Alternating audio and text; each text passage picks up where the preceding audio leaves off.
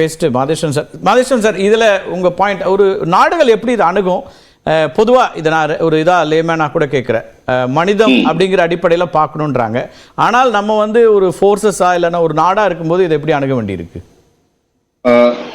இந்த விஷயத்துல அம்பாசிடர் மாணிக்கம் சொன்ன மாதிரி நம்மளுக்கு ரிலேஷன்ஸ் இஸ்ரேலோடய ஈரானோடய ரொம்ப க்ளோஸா இருக்கிறதுனால நம்ம ஒரு கிட்டத்தட்ட ஒரு நியூட்ரல் பொசிஷன்ல எதுவும் சொல்லாம இருக்கிறோம். ஆனா மனிதம் ரொம்ப இம்பார்ட்டன்ட். அதே சமயத்துல ஜியோ பொலிட்டிக்கல் சேஞ்சஸ் என்ன நடக்குதுங்கிறத ரொம்ப கிளியரா நம்ம அப்சர்வ் பண்ணி மானிட்டர் பண்ணோம்.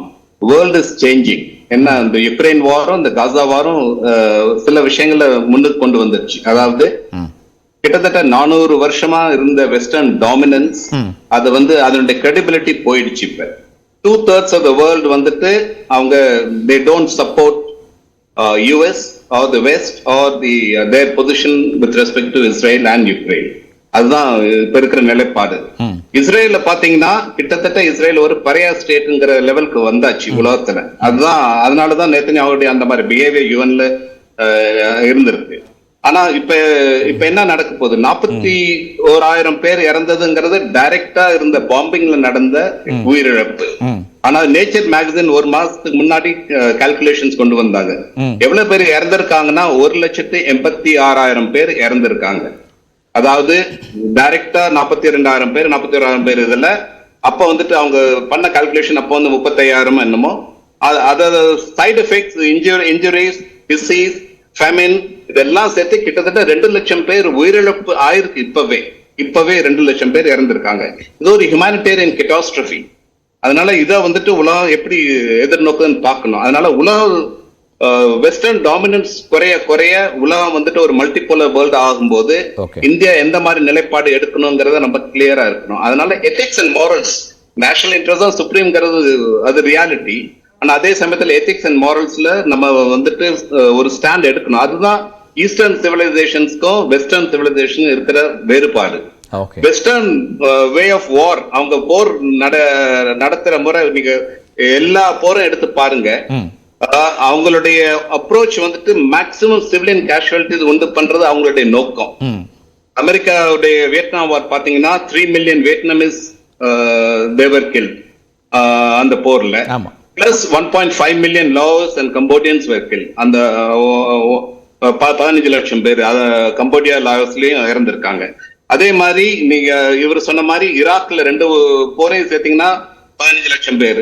5 லட்சம் குழந்தைங்க வந்துட்டு அந்த சாங்ஷன்னால இறந்தாங்க. ஜான் பில்கர்ங்கிற ஒரு ரொம்ப ஃபேமஸ் ஜேர்னலிஸ்ட் வந்துட்டு மெடலின் ஆல்பிரைட் செக்ரட்டரி ஆஃப் ஸ்டேட் அந்த சமயத்துல இருந்தப்ப அவர் கேட்கிறாரு, இந்த 5 லட்சம் குழந்தைகள் இருந்தது அது இறந்தது அது ஒர்த்தா? நீங்க அவருடைய ஆன்சர் என்ன? அந்த secretary of state answer well worth அந்த மாதிரி. அதனால வெஸ்டர்ன் அப்ரோச் வந்துட்டு அவங்களுடைய அப்ரோச் இதுதான். இஸ்ரேல் வந்துட்டு அதை தான் ஃபாலோ பண்ணுது. ஏன்னா இஸ்ரேல் நாட்டை எடுத்தீங்கன்னா அவங்களுடைய காம்போசிஷன் லார்ஜ்லி யூரோப்பியன் ஆரிஜின். லோக்கல்ஸா இருந்தவங்க அவங்களுக்கு ப்ராப்ளம் கிடையாது. தெர் ஆர் ஈராக்ல இருந்து போன ஜூஸ், அவங்க சில ப்ரொஃபசர்ஸ் இருக்காங்க யூகேல, அவங்க எல்லாம் சொல்லும் போது ஒரிஜினலா ப்ராப்ளமே கிடையாது. இது ராடிக்கல் ஜியானிசம், இதுதான் ப்ராப்ளம். அதனால ethnic cleansing, Palestinian ethnic cleansing இதுதான் உங்களுடைய ஆப்ஜெக்டிவ்.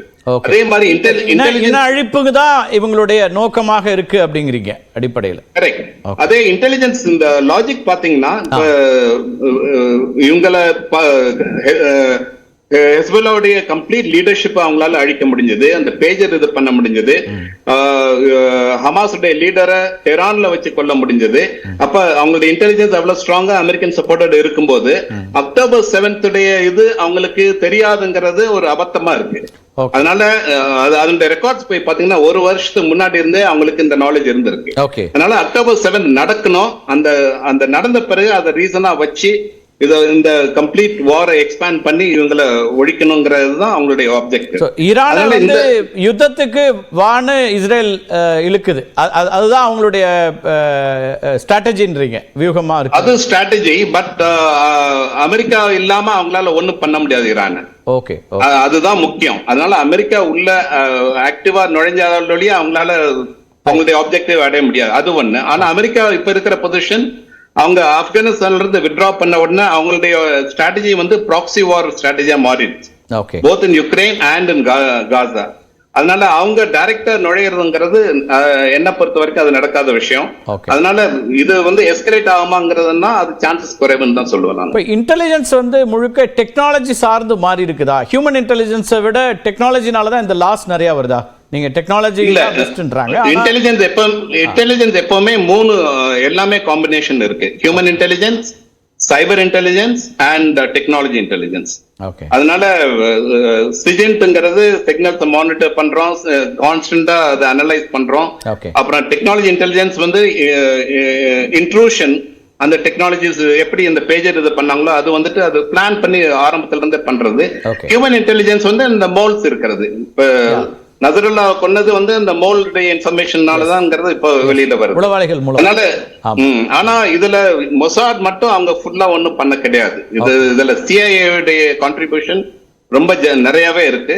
அதே மாதிரி யூகேடைய கான்ட்ரிபியூஷன் ரொம்ப நிறைய இருக்கு. இவங்க ரெண்டு பேருடைய சப்போர்ட்னால தான் இஸ்ரேல் இந்த சக்சஸ்ஃபுல்லா இதை பண்ண முடியுது அவங்களால. ஓகே. இந்த மூணு இன்டெலிஜென்ஸ்லயும் இஸ்ரேல் வெர்சஸ் ஈரான் எப்படி பாக்குறீங்க? லைக் டெக்னாலஜில இப்ப மொசாத் ரொம்ப ஸ்ட்ராங்கா இருக்கு அப்படின்னு பார்க்கணுமா? உங்களோட பாயிண்ட் ஆஃப் வியூ இது? இஸ்ரேலுக்கு அட்வான்டேஜ் இருக்கு. ஏன்னா அவங்க ஏற்கனவே பெனிட்ரேட் பண்ணாங்க. இப்ப இந்த இஸ்ரேல் ஈரானுடைய ஏர்லியர் ஸ்டுக்ஸ்நெட்ங்கிற வைரஸை இன்ஃபியூஸ் பண்ணி எப்படி அவங்களுடைய நியூக்ளியர் சென்ட்ரிஃபியூஜை அழிச்சாங்களோ அது வந்துட்டு அவங்களால எப்படி நுழைய முடிஞ்சது. அதனால இஸ்ரேலுக்கு நிறைய அட்வான்டேஜஸ் இருக்கு. அது ரெண்டு அமெரிக்காவும் இஸ்ரேலும் சேர்ந்து தான் அது பண்ணுது. அப்ப வந்துட்டு 2006 நினைக்கிறேன். ஆனா இப்போ வந்துட்டு இருக்கிற சிச்சுவேஷன்ல, ஜியோ பொலிட்டிக்கல் சிச்சுவேஷன்ல ஈரானுக்கு நிறைய சப்போர்ட் வரும்னு நினைக்கிறேன், ரஷ்யாவில இருந்தும் சைனாவில இருந்தும். அதனால அவங்களால அதை ஹேண்டில் பண்ண முடியும்னு நினைக்கிறேன். ஓகே.